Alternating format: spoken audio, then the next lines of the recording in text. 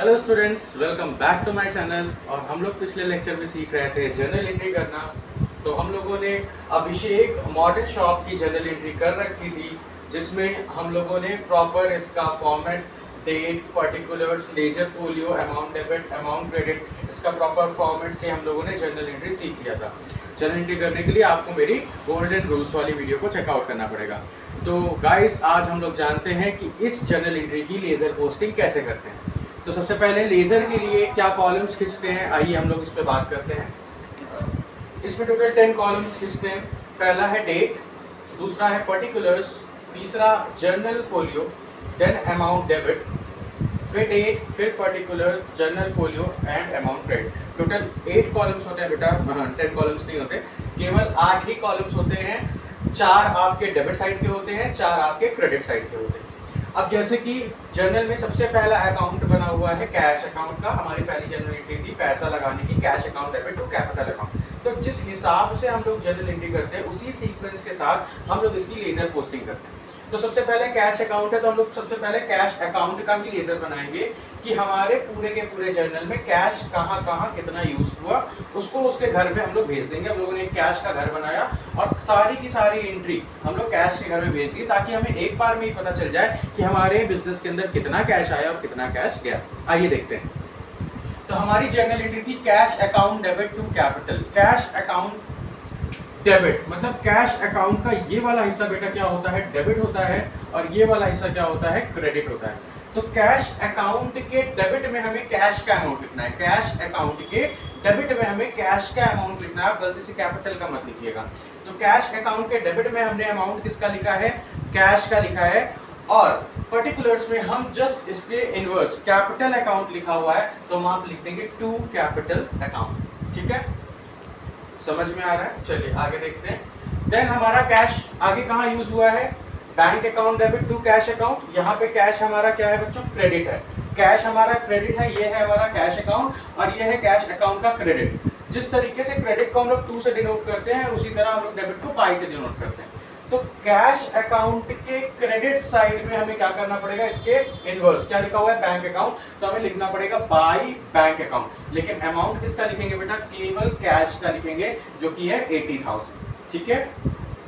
Next हमने किया था purchase account debit to cash account. यहाँ पे कैश फिर से क्रेडिट हुआ है, हम लोग कैश के फिर से क्रेडिट में जाएंगे और लिखेंगे बाई परचेज। जो डेबिट है परचेज, बाई परचेज, और अमाउंट फिर से किसका ले लेंगे, कैश का ले लेंगे, 2 लाख रुपए का।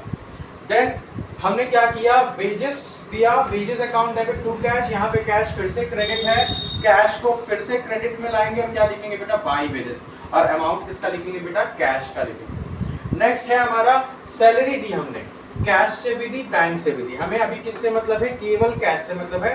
तो हम लोग क्या करेंगे, कैश अकाउंट, यहाँ पे क्या क्रेडिट है, तो कैश अकाउंट के क्रेडिट में जाएंगे, और उसके इनवर्स क्या लिखा हुआ है, सैलरी, तो बाई सैलरी लिखेंगे। लेकिन अमाउंट बेटा किसका लिखेंगे, केवल कैश का लिखेंगे। गलती से भी आप सैलरी का अमाउंट नहीं लिखिएगा, हम लोगों को सिर्फ कैश का अमाउंट ही देखना है। ठीक है। नेक्स्ट यहाँ पे कैश का अकाउंट नहीं है, तो उसको छोड़ देंगे। यहाँ पे कैश है, एडवर्टीजमेंट का एक्सपेंसेस हमने दिया to cash account, cash account के क्रेडिट में जाएंगे और बाई एडवर्टीजमेंट लिखेंगे 12,000 का, और लास्ट में हमारी कोई कैश की एंट्री नहीं। चलिए अब हम लोग क्या करेंगे, इसके डेबिट साइड का टोटल कर लेंगे और इसके क्रेडिट साइड का टोटल कर लेंगे। तो जो भी साइड का टोटल बेटा ज्यादा आएगा, जो भी साइड का टोटल ज्यादा आएगा, उस साइड पे आप क्या करोगे, उस टोटल को लिख लो। जैसे हम लोग मान लेते हैं 10 लाख रुपए, ये 10 लाख रुपए ज्यादा है, तो हमने 10 लाख रुपए यहाँ पे टोटल कर दिया। ठीक इसी के सामने भी आप ये 10 लाख रुपए डाल दो। उसके बाद आप सारे के सारे क्रेडिट आइटम्स को जोड़ो और इस 10 लाख में घटा दो। तो बेटा जो भी बचेगा वो आपका बैलेंस अमाउंट होगा। उस बैलेंस अमाउंट को हम लोग यहाँ लिखेंगे। इसमें कितना बचा बैलेंस हमारा, 6,86,000। तो ये हमारा बेटा है कैरेट डाउन बैलेंस, सीडी लिखेंगे इसी के सामने 6,86,000। ये कहाँ से आया बेटा, हमारे डेबिट और क्रेडिट को घटाने से हमें बैलेंस का अमाउंट पता चलता है। इसका ये मतलब होता है कि हमारी कैश कितनी आई और हमने कैश कितनी खर्च कर दी। हमारे पास 10 लाख रुपए आया था और हमने इतना खर्च कर दिया, और अंत में मेरे पास कितना बचा, 6,86,000 बचा। और इसको हम लोग क्या करेंगे, टू बैलेंस ब्रॉट डाउन करके नीचे जाएंगे। तो इस तरीके से हमारी लेजर पोस्टिंग होती है। इसी तरह देखिए सेम कैपिटल अकाउंट हम लोग बनाते हैं। कैपिटल अकाउंट के लिए हमने इसका घर बना दिया कैपिटल। ये कैपिटल का डेबिट साइड है, ये कैपिटल का क्रेडिट साइड है। अब यहाँ पे कैपिटल क्रेडिट है, क्या है इनवर्स? कैश, कैश डेबिट है तो यहाँ पे लिखेंगे बाई कैश अकाउंट। कितना है? 10 लाख रुपए। अब कहीं और कैपिटल तो आपको दिख नहीं रहा, कहीं भी कैपिटल नहीं है, कैपिटल खाली एक ही बार है, तो इसका टोटल किया 10 लाख, इधर पे कितना किया? 10 लाख। अब यहाँ पे तो कोई भी अमाउंट होना नहीं चाहिए, जीरो है, 10 लाख में से जीरो गया तो कितना बचा? 10 लाख। ये पूरा का पूरा अमाउंट क्या हो जाएगा बेटा? बैलेंस हो जाएगा। यही बैलेंस हम लोग क्या करेंगे? ब्रॉट डाउन कर देंगे 10 लाख रुपए, ये कैपिटल का अकाउंट क्लोज हो। सेम इसी तरह कैपिटल के बाद आता है बैंक अकाउंट। चलिए बैंक अकाउंट का घर बनाते हैं। बैंक अकाउंट के लिए क्या होता है? Bank account debit to cash. Bank account के डेबिट में क्या लिखेंगे? टू कैश लिखेंगे 80,000 से। इसके बाद बैंक अकाउंट कहीं है? यहाँ नहीं है, यहाँ नहीं है, यहाँ है। यहाँ पे क्या हो रहा है? बैंक क्रेडिट हो रहा है, तो बैंक के क्रेडिट में जाएंगे और क्या लिखेंगे? By salary. लेकिन अमाउंट किसका लिखेंगे बेटा? बैंक का। ये ध्यान देने वाली बात है कि अमाउंट हमें किसका बनाना है? जिसका घर बना रहे हैं। तो बैंक अकाउंट का घर बन रहा है तो बाई सैलरी में केवल 6,000 डालेंगे। इसके बाद कहीं बैंक है? हाँ बिल्कुल है, बाबूराव से चेक से हमें बैंक में पैसे मिलेंगे, तो बैंक अकाउंट डेबिट, बैंक के डेबिट में क्या आएगा? टू बाबूराव आएगा। हम क्या करेंगे? दोनों साइड का टोटल करेंगे। यहाँ पे कितना आया? 80,000 और 60,000। 80,000 60,000 कितना हो गया? 140। 1,40,000 में से हमने 6,000 घटाया, 1,40,000 में 6,000 गया तो कितना बचा?